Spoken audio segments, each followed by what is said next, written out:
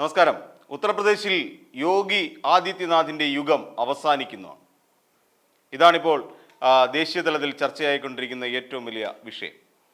അതായത് മറ്റൊന്നുമല്ല, നമുക്കറിയാം, സുപ്രീം കോടതിയിൽ നിന്ന് ശക്തമായ വെല്ലുവിളിയാണ് ഇപ്പോൾ യോഗി ആദിത്യനാഥിന് ഉണ്ടായിരിക്കുന്നത്. കാര്യം മറ്റൊന്നുമല്ല, justice BR Gavai, KV Viswanathan എന്നിവരടങ്ങിയ ഡിവിഷൻ ബെഞ്ച് നിശിതമായി യോഗി ആദിത്യനാഥിനെ നിർത്തിപ്പൊരിച്ചു എന്ന് തന്നെ പറയേണ്ടി വരും. കാര്യം വേറൊന്നുമല്ല, യോഗി ആദിത്യനാഥ് ഈയിടെ ചില ശീലങ്ങളുണ്ടായിരുന്നു. ഏതെങ്കിലും ഒരു കേസിൽ പ്രതിയാകുന്ന ഒരാളെ അയാളുടെ മതം നോക്കി അയാളുടെ വീടുകൾ ഇടിച്ച് പൊളിച്ച് ബുൾഡോസർ കൊണ്ടുപോയി ഇടിച്ച് നശിപ്പിക്കുന്ന ഒരു ശീലം ഉണ്ടായിരുന്നു. ആ ശീലത്തിനെതിരെ നൽകിയ ഹർജിയിൽ മേലാണ് സുപ്രീം കോടതി ഇങ്ങനെയൊരു നീക്കം നടത്തിയിരിക്കുന്നത്. ഒരു കേസിൽ ഒരാൾ പ്രതിയാണെന്ന് തെളിഞ്ഞാൽ മാത്രം, അല്ലെങ്കിൽ പ്രതിയാണെന്ന് കണ്ടെത്തിയാൽ ഈ കാണിക്കാൻ അല്ലെങ്കിൽ ഒരാളുടെ വീടിടിച്ച് നിരത്താൻ എന്താണ് യോഗ്യത എന്നാണ് ചോദിച്ചിരിക്കുന്നത്. എന്തിന് അങ്ങനെ ചെയ്യുന്നു? അയാളെ കോടതിയിൽ കൊണ്ടുവന്ന് കുറ്റപത്രം സമർപ്പിച്ച് കോടതി അയാളെ കുറ്റക്കാരനെന്ന് വിധിച്ചിട്ടില്ല. അതിനു മുമ്പ് തന്നെ യോഗി തീരുമാനിക്കുകയാണ്, യോഗി ആദിത്യനാഥ് എന്ന് പറയുന്ന മുഖ്യമന്ത്രി തീരുമാനിക്കുകയാണ്, ഇയാൾ കുറ്റക്കാരനാണ്, ഇയാൾ അനുഭവിക്കണം. അതിനയാളുടെ വീട് ബുൾഡോസർ കൊണ്ടുപോയി ഇടിച്ച് നിരത്തി കളയുന്നു. ഒരു ബുൾഡോസർ രാജ് നടപ്പിലാക്കുകയാണ് യോഗി കഴിഞ്ഞ കാലഘട്ടങ്ങളിൽ ശ്രമിച്ചുകൊണ്ടിരുന്നത്. ഇതിനെതിരെ ശക്തമായ വിമർശനമാണ് സുപ്രീം കോടതിയുടെ ഭാഗത്ത് നിന്നും ഉണ്ടായിരിക്കുന്നത്. ഇത് കഴിഞ്ഞ പാടെ തന്നെ അഖിലേഷ് യാദവ്, നമുക്കറിയാം, സമാജ്വാദി പാർട്ടി നേതാവ് അഖിലേഷ് യാദവ് ശക്തമായി യോഗിയെ വിമർശിച്ചുകൊണ്ട് രംഗത്തെത്തി.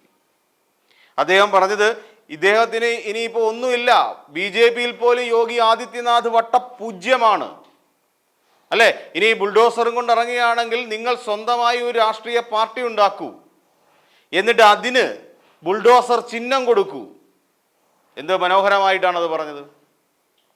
ബുൾഡോസർ രാജ് ഇവിടെ സംസ്ഥാനത്ത് നടപ്പിലാക്കാൻ ശ്രമിക്കുന്ന സാഹചര്യത്തിലാണ് ഈ ഒരു തിരിച്ചടി കിട്ടിയിരിക്കുന്നത്.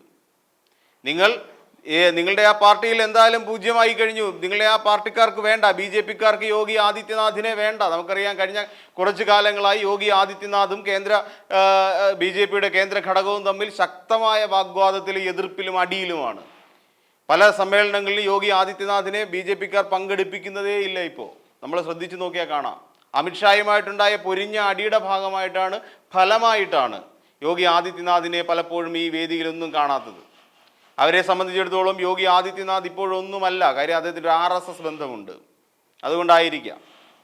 കാര്യം നമുക്കറിയാം, ഈ ലോക്സഭാ തെരഞ്ഞെടുപ്പ് കഴിഞ്ഞ സമയങ്ങളിലെല്ലാം യോഗി ആദിത്യനാഥിൻ്റെ അല്ലെങ്കിൽ RSS-ഉം ഈ BJP-യും തമ്മിൽ ശക്തമായ ഒരു ഇടപെടൽ അല്ലെങ്കിൽ ഒരു വാക്ക് തർക്കങ്ങളൊക്കെ നടന്നതാണ്.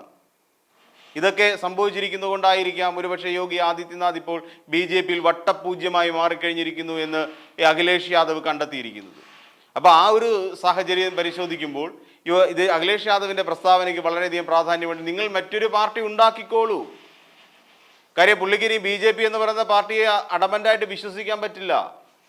താമര ചിഹ്നത്തെ അദ്ദേഹത്തിന് കൊണ്ടു നടക്കാൻ കഴിയില്ല. അതുകൊണ്ടാണ് പറയുന്നത്, നിങ്ങൾ ബുൾഡോസറിനെ നിങ്ങളുടെ ചിഹ്നമാക്കി മാറ്റൂ, പാർട്ടിയുടെ ചിഹ്നമാക്കി മാറ്റിക്കൊണ്ട് മുന്നോട്ട് പോയിക്കോളൂ എന്ന് പറഞ്ഞിരിക്കുന്നത്. ഇതിനെതിരെ മറുപടിയൊക്കെ അവിടെ ഇവിടെയൊക്കെ ആയിട്ട് പറയുന്നുണ്ട്. എന്നിരുന്നാൽ പോലും ഈ പറയുന്ന അഖിലേഷ് യാദവ് ഇപ്പോൾ അവിടെ ശക്തമായി മാറിക്കൊണ്ടിരിക്കുകയാണ്. എന്തുകൊണ്ടാണ് ഈ ബുൾഡോസർ രാജിനെ സുപ്രീം കോടതി ഇത്ര ശക്തമായി എതിർത്തത് എന്ന് നമുക്ക് നോക്കാം. അതായത് 2022 ഡൽഹി ജഹാംഗീർപൂരിൽ ഒരു മുസ്ലിംസിൻ്റെ വീടിടിച്ച് പൊളിച്ചു കളഞ്ഞു. പിന്നെ മറ്റൊന്നുണ്ട്, 2023 ഹരിയാനയിലെ നൂഹിലും മുസ്ലിങ്ങളുടെ വീടും കെട്ടിടങ്ങളും ഇടിച്ച് നശിപ്പിക്കുന്ന തരത്തിലായിരുന്നു BJP-യുടെ നീക്കം. അപ്പോൾ ഇതിനെ പ്രതിരോധിക്കാൻ വേണ്ടിയിട്ടുള്ള ശ്രമമാണ് സുപ്രീം കോടതി ഇപ്പോൾ ചെയ്തിരിക്കുന്നത്.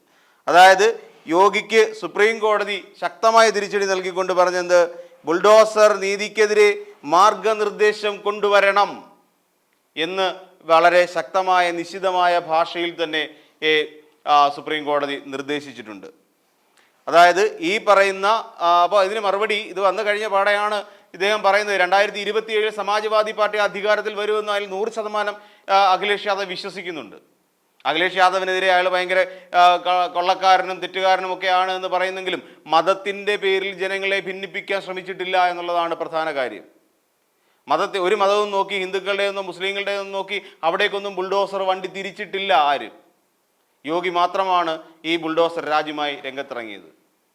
നേരത്തെ സൂചിപ്പിച്ച പോലെ 2022 23 എല്ലാം ഡൽഹിയിലും ഹരിയാനയിലും അടക്കം മുസ്ലിങ്ങൾക്കെതിരെ വേട്ട നടത്തിക്കൊണ്ടിരിക്കുകയായിരുന്നു ബുൾഡോസർ ഉപയോഗിച്ചുകൊണ്ട് BJP എന്ന് പറയുന്ന പാർട്ടി.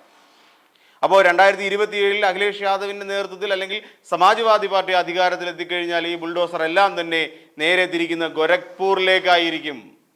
അത് ആരുടെ മണ്ഡലമാണ് നമുക്കറിയാം, അത് യോഗി ആദിത്യനാഥിൻ്റെ മണ്ഡലമാണ്. അവിടേക്ക് തിരിച്ചിരിക്കും.